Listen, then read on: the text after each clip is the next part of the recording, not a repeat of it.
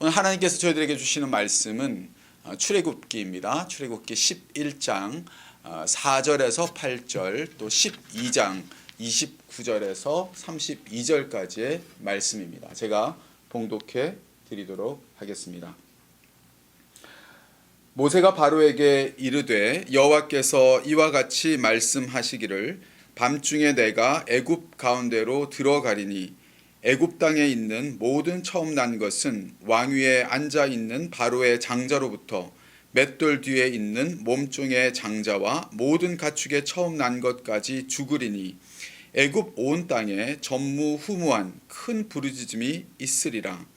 그러나 이스라엘 자손에게는 사람에게나 짐승에게나 개 한 마리도 그 혀를 움직이지 아니하리니 여호와께서 애굽 사람과 이스라엘 사이를 구별하는 줄을 너희가 알리라 하셨나니 왕의 이 모든 신하가 내게 내려와 내게 절하며 이르기를 너와 너를 따르는 온 백성은 나가라 한 후에야 내가 나가리라 하고 심히 노하여 바로에게서 나오니라. 12장 29절에서 32절까지입니다. 밤중에 여호와께서 애굽 땅에서 모든 처음 난 것 곧 왕위에 앉은 바로의 장자로부터 옥에 갇힌 사람의 장자까지와 가축의 처음 난 것을 다 치심에 그 밤에 바로와 그 모든 신하와 모든 애굽 사람이 일어나고 애굽에 큰 부르짖음이 있었으니 이는 그 나라에 죽임을 당하지 아니한 집이 하나도 없었음이었더라. 밤에 바로가 모세와 아론을 불러서 이르되 너희와 이스라엘 자손은 일어나 내 백성 가운데에서 떠나 너희의 말대로 가서 여호와를 섬기며 너희가 말한 대로 너희 양과 너희 소도 몰아가고 나를 위하여 축복하라 하며. 아멘. 지금까지 창세기의 이야기를 통해서 저희가 깨닫게 되는 것은 하나님이 보시기에 좋았던 이 창조의 세계가 죄로 인해서 무너지고 또 그 무너진 이 세상 속에서 하나님께서 대안적인 사람들을 세우시고 이끌어 나가시는 그러한 것을 저희가 보아왔습니다. 아브라함으로부터 시작해서 이삭과 야곱 또 요셉에 이르기까지 다 연약하고 부족한 사람들이었지만 이들을 통해서 하나님께서는 세상 속에 하나님의 복을 흘려보내기를 원하셨다라는 것입니다. 그래서 이들은 이러한 복을 받고 또 이 복이 바로 이들의 삶의 원동력이 되어서 살아가는 그러한 사람들이었다라는 것입니다. 지난주 요셉의 스토리를 통해서도 보았지만은 숱한 고난과 또 꼬여만 가는 그러한 인생 속에서도 요셉은 복된 존재가 되어가는 그러한 과정을 잘 보여주고 있지 않았습니까? 이렇게 복된 존재가 되어서 자기 가족뿐만 아니라 애굽과 또 주변의 백성들을 먹이고 살리는 그러한 인생이 되었던 것입니다. 이스라엘 백성들은 자신들의 여러 인간적인 연약함과 부족함에도 불구하고 이렇게 주변의 여러 다양한 사람들을 특별하게 축복하는 그러한 것을 저희가 보게 되는 것입니다. 하지만 요셉 이후에 애굽으로 내려간 이 야곱의 가족이 이제 이 애굽에서 정착을 하고 400년이 지난 후에 이 출애굽기에서 만나게 되는 이스라엘 백성들의 모습은 이러한 복과는 너무나 거리가 먼 다소 당황스러운 모습을 우리가 보게 되는 것입니다. 삶에 힘이 없고 생기도 없고 생명력을 상실한 그러한 모습을 보여주고 있습니다. 복된 존재, 복의 통로가 되기는커녕 아무런 영향력도 존재감도 없는 노예의 그러한 무리 중에 하나로 전락해 있는 이스라엘의 충격적인 모습을 마주하게 되는 것입니다. 이러한 이스라엘 백성들의 반대편에는 커다란 제국이 서 있습니다. 당대 최고의 문화와 문명을 자랑하는 이집트라는 초강대국이 있고 그 절정에는 당시 최고의 권력 바로 왕이 있는 것입니다. 바로는 자신의 힘과 지배권을 가지고 이 하나님의 백성들을 압제하고 이용하기도 하고 자신이 원하는 대로 부리는 그러한 존재였습니다. 반대로 이스라엘은 그런 바로 앞에 무기력하고 연약한 존재로 당하고만 있는 그러한 가운데 살고 있는 모습을 보게 되는 것입니다. 바로는 지배하고 명령하는 자였고 이스라엘은 복종하고 따르는 자였습니다. 오늘 저희가 함께 읽은 이 본문은 이 바로와 이스라엘, 이 강함과 약함이 만나는 그러한 장면입니다. 이 장면에 도달하기까지의 스토리는 여러분이 아마 잘 아실 것입니다. 하나님은 연약한 이스라엘의 부르짖음을 들으시고 모세를 세우셨고 그를 이 강한 바로에게 보내셨습니다. 바로와 모세의 충돌은 지금까지 적어도 9번 이상 계속되었고 오늘 이 10번째 충돌이 일어나고 있는 것입니다. 나는 안 됩니다. 나는 아니에요. 나는 혀가 둔하고 가서 말한다고 해도 사람들이 내 말을 듣지 않을 거라고 이러한 열등의식과 무기력증 가운데 갇혀 있었던 그 모세를 달래고 설득하셔서 하나님은 바로에게 보내십니다. 압제 가운데 있던 이 이스라엘을 탈출시키기 위해서 끌어내시기 위해서 모세를 보내셨지만 애굽 왕 이 바로는 완악하고 완강한 마음으로 그의 말을 전혀 듣지를 않습니다. 바로의 완악하고 강팍한 마음을 성경은 반복적으로 계속적으로 말해주고 있습니다. 바로의 완악함, 이 완강함이 강조되고 있지만 이것을 우리가 좀 더 모세의 입장에서 한번 생각을 해본다면 모세로서는 그것은 한마디로 실패라는 것입니다. 갈 때마다 실패하는 것입니다. 안 그래도 열등감도 있고 말도 잘 못하고 그러니 사람들은 자신을 받아들여 주지 않을 것이고 하면서 안 간다고 말해왔던 이 모세인데 바로의 이러한 강팍함은 이제 겨우 열등감을 좀 극복해 보려고 하는 이 모세에게 더 큰 자괴감을 갖게 하지 않았을까 하는 생각을 해보게 되는 것입니다. 왜냐하면 이게 한두 번 이래야지 오늘 이 본문에 나오는 장면에 오기까지 이미 9번이 넘게 이 거절과 거부와 실패를 계속 경험하게 되는 것 아니겠습니까? 하나님이 가라고 해서 가면 바로는 또 완강함으로 보내지를 않고 모세는 계속적인 이런 실패를 경험하게 되는 것입니다. 가도 듣지 않고 그래도 또 다시 가서 또 말해도 듣지 않고 3번도 4번도 아니고 3번에 3번 9번을 계속적으로 거부를 당하면서 가고 또 가고 그러면서도 이 일을 계속 해 나가는 것입니다. 모세를 보면서 이런 생각이 드는 것입니다. 이 주님의 일이라는 것이 내가 한다고 할 수 있는 일이 아니구나. 하나님이 보내셨고 하신다고 하셨으니 가는 것이고 그냥 버티는 것이구나. 그게 아니라면 어떻게 사람이 이 계속되는 실패를 견뎌낼 수 있겠습니까? 그러니 내가 이걸 할 수 있냐 없냐 그것보다 더 중요한 것은 하나님이 정말 가라고 하시는 것인가 우리가 이것을 아는 것이고 만일 그렇다면 거기서 버텨내는 것 이것이 우리의 부르심이 아닌가. 이게 뭐 성공했냐 아니냐 그런 것이 아니라 그곳에서 가고 버텨내는 것이 가장 중요한 것 아닌가 하는 생각이 드는 것입니다. 작년에 바나 리서치에서 나온 통계를 보니까 미국 목회자들의 거의 40%가 전임 사역을 그만둘 생각을 하였다는 그런 통계 수치를 보았습니다.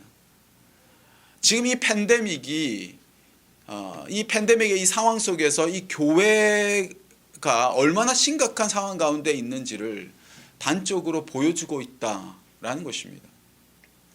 주님께 풀타임으로 헌신한 사람들도 이런 갈등을 겪는데 다른 성도들은 어떠할까 짐작이 되는 것입니다.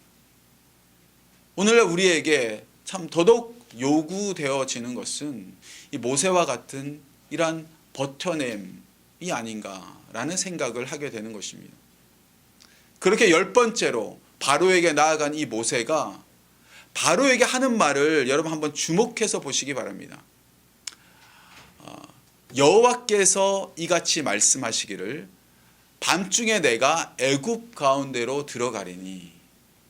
하나님이 이제 애굽 속으로 이 아무런 변화도 없고 바위의 계란치기 같은 바로의 그 강팍함이 전혀 꺾일 기세가 보이지 않는 그 속으로 이제 하나님이 들어가신다. 그것을 지금 말씀하고 있는 것입니다. 그것도 한밤중에 들어가십니다. 자정, 이 어둠의 시간은 아무도 사람들이 모를 때, 우리가 전혀 짐작하지 못할 때, 우리가 의식하지 못할 그때를 말하는 것입니다. 이 어둠, 이 자정에 하나님의 역사가 진행되는 것입니다. 모두가 잠을 자고 있는 동안에, 아무것도 보이지 않는 동안에, 빛이 보이지 않는 바로 그 시간에 하나님이 일하신다는 것입니다. 모세가 바로에게 말한 대로 여호와께서 들어가셔서 애굽의 모든 처음 난 것을 치셨습니다. 이집트 왕 바로의 장자로부터 그 신하들, 또 모든 애굽 사람들의 장자를 치신 것입니다. 콧대 높고 거만한 이 제국의 모든 사랑하는 자를 무너뜨리게 되자 어마어마한 이 슬픔의 소리가 집집마다 들리게 되는 것입니다. 그 울음소리가 이스라엘 백성들이 바로의 압제 가운데 부르짖던 그 소리보다도 훨씬 더 큰 그러한 울음소리, 애통의 소리였다는 것입니다. 이집트에서 아마 그 이전에도 그 이후에도 한 번도 들어보지 못한 이 어마어마한 이 곡소리가 집집마다 터지기 시작한 것입니다. 바로 그날 밤에 이 밤중에 일어난 이 사건으로 말미암아 바로는 비로소 깨닫게 된 것입니다. 자신이 막을 수 없는 힘이 있다. 자신이 가지고 있다고 생각한 이 제국의 힘보다 훨씬 더 거대한 힘이 있음을 바로가 절실히 깨닫게 된 것입니다. 제국 안에서 이 학대받고 힘없는 노예들을 보호하고 있는, 자신이 상대조차 할 수 없는 이 거대하고 놀라운 힘이 있음을 바로가 깨닫게 된 것이죠. 그러면서 자신이 지금까지 절대로 고수해왔던 자신의 그 생각을 바꾸게 되는 것입니다. 제국의 이 정책을 바꾸는 것이죠. 이 히브리 노예, 엄청난 노동력으로 자신의 제국을 확장하게 해주었던 이 노예들을 떠나보내라 라고 명령을 내리게 되는 것입니다. 일어나라, 가라. 너의 말대로 여호와를 섬기고 너의 양과 소 다 데리고 가라. 가되 빨리 속히 나가라. 지금까지 자신이 이용하던 이 어마어마한 가치의 노동력을 제공해 주었던 이 노예들이 이제는 이 유익이 아니라 어마어마한 위협으로 다가옴을 느끼게 되는 것입니다. 그래서 하루빨리 이들을 내보내고 싶었던 것입니다. 이들을 내 목적을 위해서 붙들고 있는 것이 얼마나 부질없는 짓이고 진작에 내보내줄 걸, 그럼 내 사랑하는 자들을 잃지는 않았을 것 아닌가 하는 어마어마한 후회도 있었을 것입니다. 바로 이 자정, 밤중에 바로는 뼈저린 그러한 깨달음 끝에 두 손 두 발 다 들고 자신의 잘못된 그러한 정책을 인정하면서 명령을 내리게 된 것입니다. 그리고 나서 오늘 저희가 좀 함께 주목해서 보기를 원하는 이 말씀이 나오는데요. 그것은 바로 이 바로가 한 이 한마디였습니다. 12장 32절 맨 뒷부분 보시면 이런 말씀이 나옵니다. 나를 위하여 축복하라. 너희가 말한 대로 양과 소 다 데리고 나가고 나를 위하여 축복하라. 지금 당대 최고의 권력이 자신이 부리고 압제하던 힘없는 백성에게 나를 위해 축복해다오 라고 말하고 있는 것입니다. 사랑하는 자식이 죽어가는 그 처절함과 이 고통스러움 가운데 이 복의 힘이 내게 있는 것이 아니라 이 복이 나도 필요한 존재이구나, 이것을 깨닫게 된 것이죠. 내게도 축복을 빌어달라. 강자가 약자에게 복을 빌고 있는 것입니다. 저는 오늘 이 약함 앞에 서 있는 이 강함의 모습 속에 우리가 들어야 할 그러한 음성, 메시지가 있다라고 생각이 됩니다. 내가 약한 자를 통해서 복을 받아야 할 존재임을 깨닫고 그 복을 비는 이 바로의 모습 속에 우리 그리스도인의, 우리 교회에 부르심이 있다라고 생각됩니다. 우리가 살아가는 세상은요, 늘 강함이 약함을 지배합니다.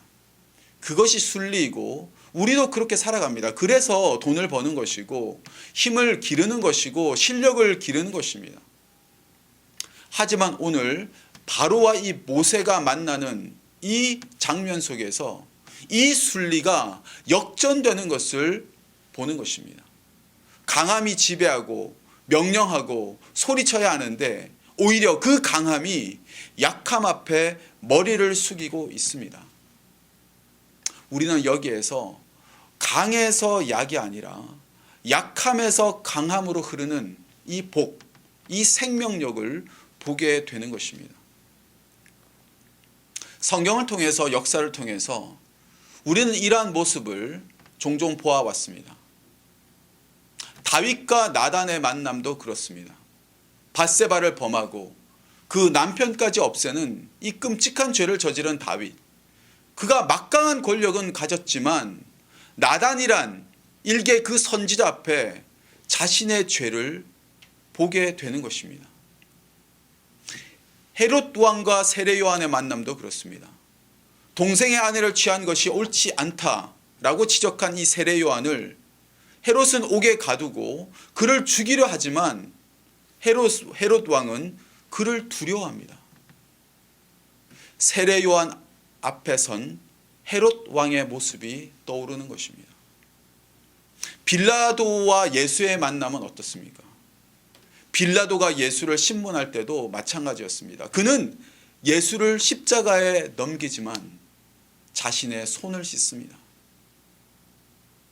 찰스 5세 황제와 루터의 만남도 마찬가지입니다.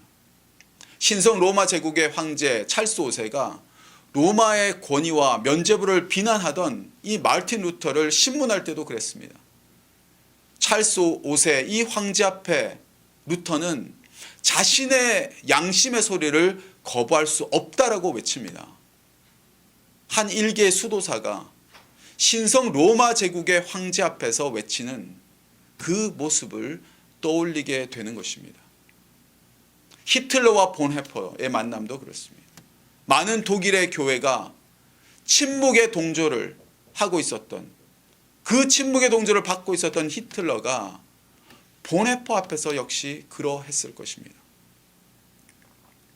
나단, 세례 요한, 예수, 마르틴 루터, 본헤퍼는 모두 약자로서 강자 앞에 서 있었습니다. 세례 요한은 목배임을 당했죠. 예수는 십자가에서 처형을 당했고 마르틴 루터는 파문을 당했습니다. 본헤퍼는 감옥에서 사형을 당했습니다.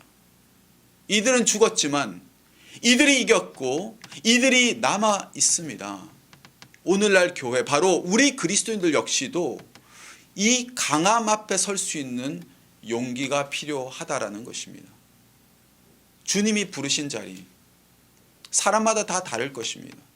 그곳이 가정이 되었든 직장이 되었든 어떤 섬김의 장소가 되었든지 간에 거기서 계속 버티고 나아가야 함을 깨닫게 되는 것입니다. 자신을 볼 때 약하고 열등감도 있고 자신감도 없지만은 계속 바로에게 나아가는 것입니다. 자정, 바로 온 세상이 캄캄하다고 여겨지는 이 어둠 속에서 하나님이 일하시기 때문입니다. 하나님은 역사 속에 늘 그렇게 일해 오셨습니다. 비록 오늘날 교회가 약하고 무력해 보일지라도, 우리가 믿는 자로서 너무 나약하고 형편없이 보일지라도 하나님이 우리를 택하셨고 하나님의 축복이 흘러가야 할 그런 통로로 교회를, 또 바로 여러분과 저를 삼아 주셨기에 저희들 역시도 하나님이 보내시는 그 바로 앞에, 그 강함 앞에 계속 나아간다면 이 복의 역전, 약함에서 강함으로 복이 흘러가는 그러한 역사가 있게 될 줄로 믿습니다. 저희 필그림 공동체가, 저희 한 사람 한 사람이 우리가 비록 약하지만 그 약함 속에서도 우리를 부르신 자리로 계속 나아갈 수 있는 그러한 은혜가 있기를 간절히 바랍니다. 또 오늘 이 바로와 이 모세의 만남 속에 생각하게 되는 것은 바로와 같은 나의 모습입니다. 우리 모두에게는 바로가 있습니다. 강자의 모습이 있는 것입니다. 부모는 자식 앞에 바로가 되고, 가게 주인은 종업원에게 바로가 되고, 사장은 직원들에게 바로가 됩니다. 목회자나 또 교회 리더십도 마찬가지일 것입니다. 사람은 자신이 가진 힘이나 기득권을 잘 인지하지 못하고 살아갈 때가 참 많이 있습니다. 오늘 바로는 약한 자에게 복을 빌고 있습니다. 약한 자가 나를 축복하는 존재임을 깨닫게 된 것입니다. 오래전에 한 젊은 부부를 신방한 적이 있습니다. 자녀를 돌봐야 하는 문제로 교회를 잘 출석하지 못하고 있을 때였습니다. 이 부부는 어린 자녀가 있었는데요. 발달 장애와 또 여러 건강의 문제를 안고 있어서 늘 곁에서 아이를 돌봐줘야 됐고 병원도 자주 다녀야 했습니다. 부부와 대화를 나누는데 이 아이 때문에 얼마나 많은 것을 배우고 깨닫게 되었는지를 알게 되었다라는 것입니다. 이 아이로 인해서 참된 주님의 사랑이 무엇인지를 깨닫게 되었고, 또 이 아이가 정말 우리 가정의 축복임을 나누는 것이었습니다. 축복의 힘이 내 안에 있지 아니하고 이 연약한 아이 속에, 그 약함 속에 하나님의 어마어마한 축복이 흐르고 있음을 깨닫게 되는 것입니다. 그래서 내가 이들에게 무언가를 주는 것이 아니라 이들로부터 오히려 복을 받아야 할 자임을 깨닫게 되는 것입니다.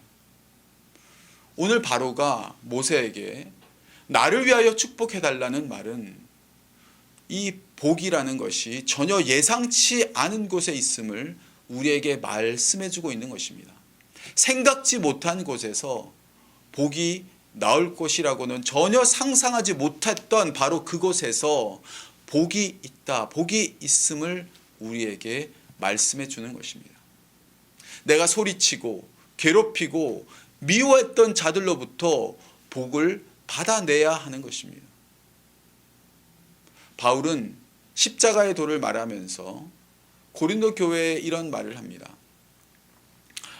그러나 하나님께서는 세상에 미련한 것들을 택하사 지혜 있는 자들을 부끄럽게 하려 하시고, 세상에 약한 것들을 택하사 강한 것들을 부끄럽게 하려 하시며, 하나님께서 세상에 천한 것들과 멸시받는 것들과 없는 것들을 택하사 있는 것들을 폐하려 하시나니.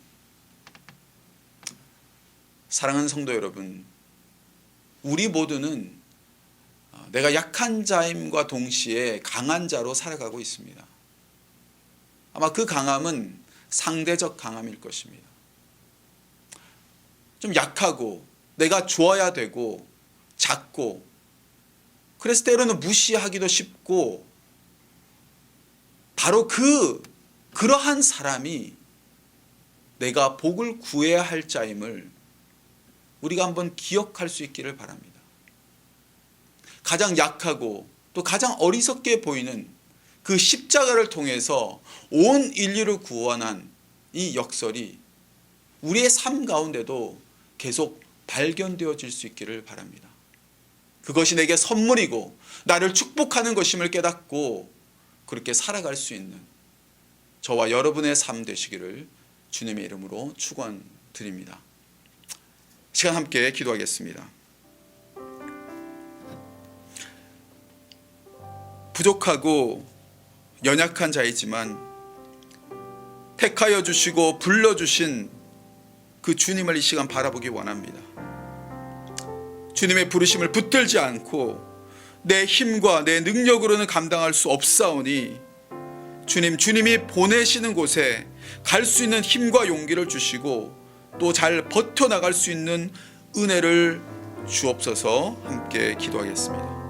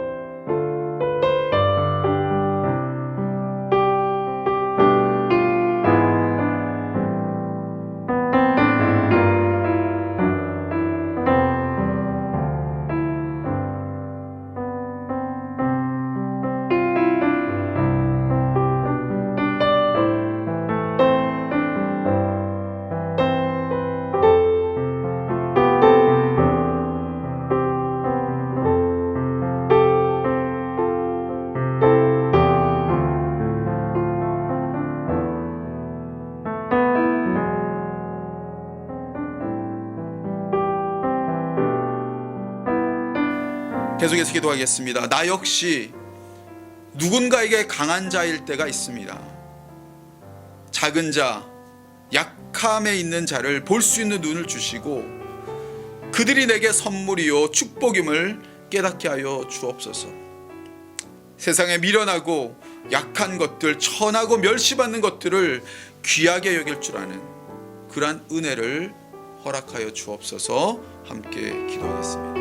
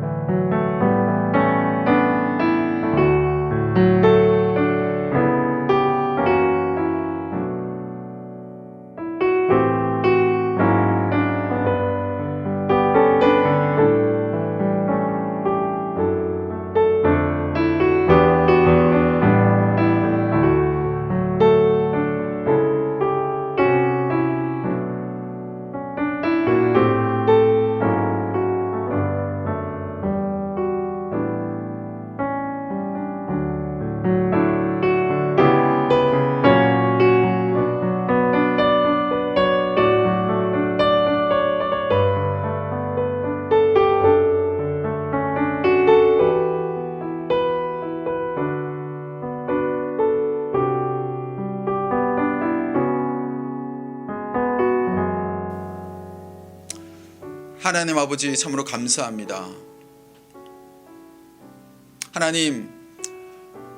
하나님의 부르심이 아니면 하나님 우리가 나아갈 수 없고, 하나님이 보내시지 않으면 하나님 우리의 힘으로는 감당할 수 없음을 주 앞에 고백합니다. 하나님께서 두신 자리, 하나님께서 우리를 보내신 그 자리에서 우리가 늘 주님의 그 부르심을 들을 수 있게 하여 주시고, 그것을 또 듣는다면 그곳에서 잘 또 버텨낼 수 있는 그러한 은혜를 허락하여 주옵소서. 하나님, 우리의 주변에 약하고 천하고 미련한 것들, 그러한 자들을 볼 수 있는 그러한 눈을 허락하여 주시고, 또 그들이 바로 내게 선물임을, 축복임을, 그들로부터 축복이 흘러나오는 것임을 깨달을 수 있는 그러한 은혜도 허락하여 주옵소서. 삶의 여러 가지 어렵고 힘든 고통 가운데 지나가고 있는 성도님들을 주님 기억하여 주시고, 위로하여 주시고, 힘 주시고, 하나님의 자비와 긍휼로 함께하여 주옵소서. 감사드립니다. 우리 주 예수 그리스도의 이름으로 기도하옵나이다. 아멘.